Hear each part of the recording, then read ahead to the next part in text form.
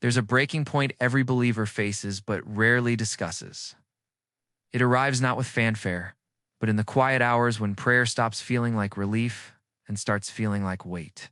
You've done everything right, maintained your devotions, made your supplications, stayed faithful, yet nothing shifts. Doors remain closed.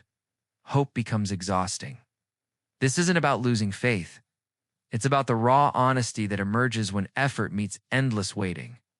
When mistakes accumulate and memory refuses to forget, sitting in silence before God feels less like peace and more like exposure.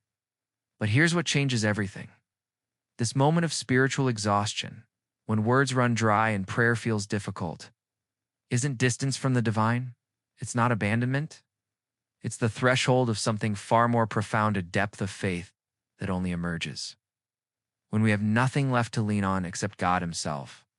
There comes a defining moment in every person's spiritual journey. A moment when effort stops yielding visible rewards and supplication loses its lightness.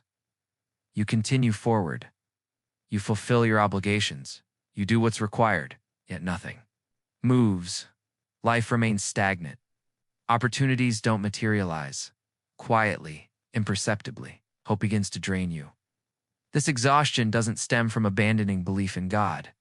It comes from the pain of asking repeatedly without seeing results. When mistakes accumulate in your past, when sins linger in your memory, silence before God doesn't feel peaceful, it feels revealing. Because when life isn't progressing and your heart isn't clean, sitting quietly in prayer carries a heavy weight. But understand this clearly. That moment when words begin to fail you, when even prayer feels burdensome, that is not distance. That is not God turning away. That is where something deeper, something transformative begins. God doesn't only meet people when they're strong. Sometimes He waits until they have nothing left to lean on except Him. When approaching God becomes difficult, there's a stage where prayer doesn't stop, but it fundamentally changes. You still raise your hands. You still whisper His name, but something feels different now. Heavier, not because you doubt God can answer, but because you've already asked for this so many times that repeating it starts to feel embarrassing. You remember the first time you prayed for this, how hopeful you were, how certain that relief was imminent. Then you asked again and again. Months passed, perhaps years. Nothing opened. Gradually, prayer stops sounding like hope and starts sounding like exhaustion. You don't cry the same way anymore. You don't ask with excitement. You ask because you don't know what else to do. Sometimes you don't ask at all. You just sit there silently, thinking God already knows what I need. But beneath that thought lies another you don't like admitting. What if He's tired of hearing this from me? This is where many people fundamentally misunderstand what's happening. They think heavy prayer means weak faith. Think it means God is distant. They think something is wrong with them spiritually. But heaviness in prayer doesn't come from distance. It comes from waiting while believing. From hoping without seeing evidence. From trusting without proof. From returning to God even when nothing changes externally. And that kind of prayer, the one made without excitement, without energy, without confidences, not ignored. It's intimately known because God never asked you to come to Him cheerful. He asked you to come to Him honest. And honesty after long waiting is rarely light. When waiting extends indefinitely, the heart starts explaining things incorrectly. Not because of disbelief, but because exhaustion clouds judgment. You don't say it aloud, but inside, thoughts begin forming. If God wanted good for me, it would have happened already. If He was pleased, things wouldn't be this blocked. These are not truths. They are conclusions a tired heart jumps to prematurely. The human mind measures care by speed, by results, by visible change. But God never described His mercy that way. The Prophet Muhammad, peace be upon him, said, God is more merciful to His servant than a mother is to her child.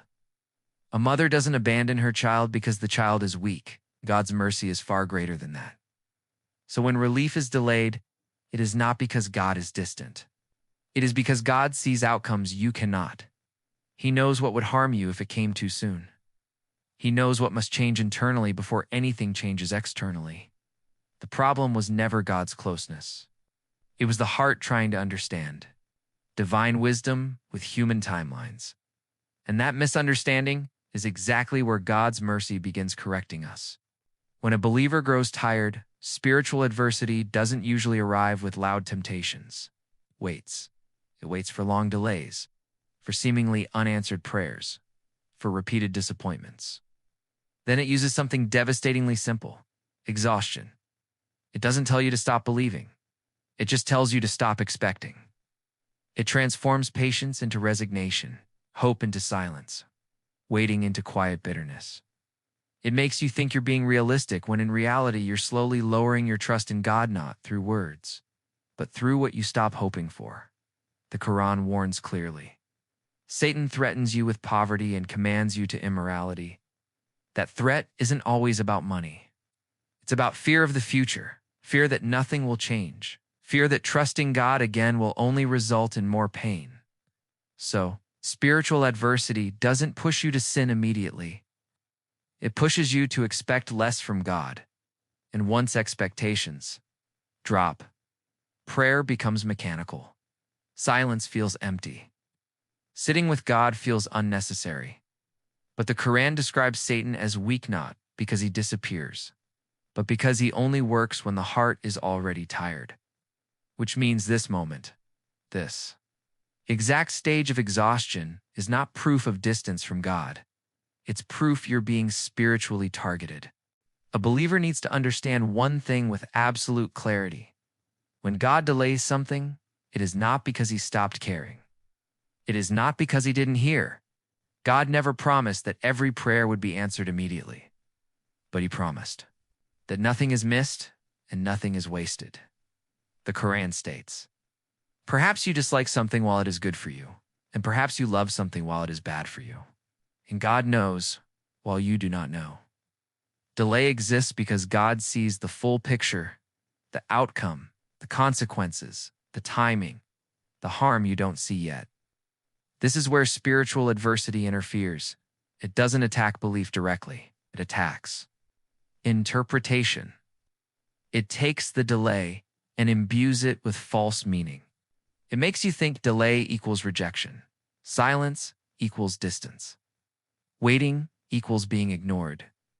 But the Prophet Muhammad, peace be upon him, corrected this thinking explicitly. He taught that when a servant prays, God responds in one of three ways. Either he gives what is asked, or he delays it for later, or he removes a harm that was going to reach the person. That means something always happens, even when you don't see it. And this connects directly to quiet time with God. Quiet time with God is not when you feel spiritual. It's when there's no audience. No one sees you wake in the night. No one knows you sat in prayer longer than usual. No one hears the words that break from your chest. That's why moments like late-night prayer matter so profoundly. Because there's no image to protect, no reputation to maintain, no one to impress. It's just you and God. And in that quiet, something very real happens. You stop choosing words carefully. You stop sounding strong. You stop pretending you're better than you are. You say things you never say aloud. Admit sins you keep buried during the day. You ask forgiveness without justifying yourself. You don't negotiate. You don't explain. You just confess. Not because God doesn't know, but because you finally stop hiding from yourself. That's when the heart softens. That's when tears come without effort. That's when prayer stops being formal and becomes honest. Quiet time is not about hearing something new. It's about reaching a place where you can finally speak from the core of your heart without fear, without show, without excuses.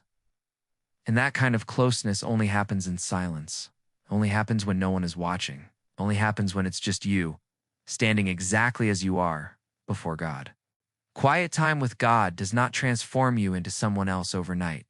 It doesn't suddenly fix your life, doesn't guarantee ease, doesn't mean every question will be answered the way you want. What it does is something quieter and far more important. It stops you from lying to yourself about where you stand. It keeps your heart facing the right direction, even when life refuses to move forward. Hearing God was never about voices or supernatural signs. It was about recognizing guidance when it comes as restraint. as patience, as strength to stay within. Limits when shortcuts look tempting. A believer does not measure closeness by emotions. Emotions rise and fall. Closeness is measured by honesty, by returning again without conditions, by staying present even when nothing changes. And if quiet time feels uncomfortable sometimes, that does not mean something is wrong. It often means something is being corrected, because God does not draw his servants closer by entertaining them. He draws them closer by making them truthful. So don't wait to feel worthy. Don't wait for clarity to come wrapped in comfort. Sit with God as you are. Leave as a servant, not with answers, but with steadiness. That is how faith survives long waiting. That is how trust stays intact. It is how a believer remains upright even when the road stays unclear. After a while, you don't stop believing in God. You stop expecting. You still pray, but without waiting. You still make supplications, but already assuming nothing will happen, you ask. Then move on. No pause. No hope sitting in your chest anymore. Life turns practical. Tell yourself, whatever happens, happens. Maybe this is just my life. At least I'm managing.